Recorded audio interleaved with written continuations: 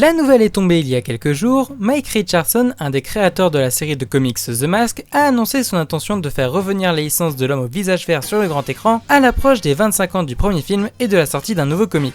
Mais le détail qui a fait parler de lui, c'est que ce reboot serait un reboot féminin du film de 94. Et il est vrai qu'à une époque où l'on a déjà tenté ce genre de réactivation féminisée de licences des années 90, toucher à un des films si ce n'est LE film iconique de Jim Carrey, s'apparenterait à un sacrilège. Et pourtant, de toutes les franchises des années 90 qu'Hollywood pourrait rebooter, The Mask est peut-être la plus intéressante. Et pour le coup, je vous avoue que le côté féminin de la nouvelle m'importe peu. S'il peut permettre à une bonne actrice de se révéler ou de rajouter un bon rôle sur son CV, j'ai envie de dire tant mieux. Non, l'important ici, c'est le fait que The Mask soit rebooté. Et ça peut être une excellente chose autant en termes d'adaptation de comics qu'en termes d'évolution de la saga cinématographique. En effet, les comics The Mask ne se focalisent pas particulièrement sur un protagoniste. Le masque passe de propriétaire en propriétaire et de ce fait, le comics a le potentiel de se renouveler constamment. Pourquoi ? Parce que comme il est expliqué dans le film de Chuck Russell, le masque révèle notre véritable nature et les effets du masque sont donc différents selon celui qui le porte. Et c'est pour cette raison qu'un reboot de The Mask aurait un potentiel fou. Cela pourrait être la porte ouverte à tous les genres possibles.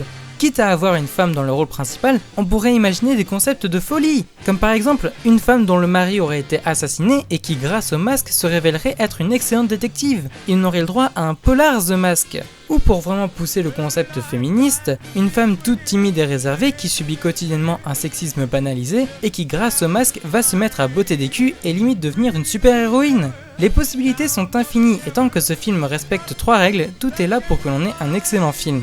1. Respecter les règles du masque. Depuis le film avec Jim Carrey, certaines règles sont admises pour tout le monde comme le fait que le masque n'agit que la nuit.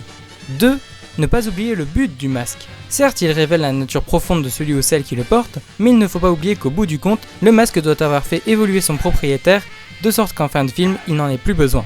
3.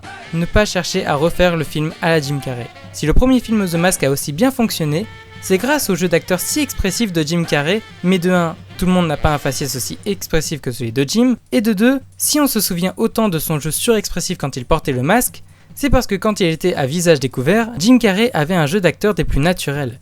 Et puis, Hollywood a déjà essayé de faire un The Mask à la Jim Carrey sans Jim Carrey, et ça a été particulièrement désastreux.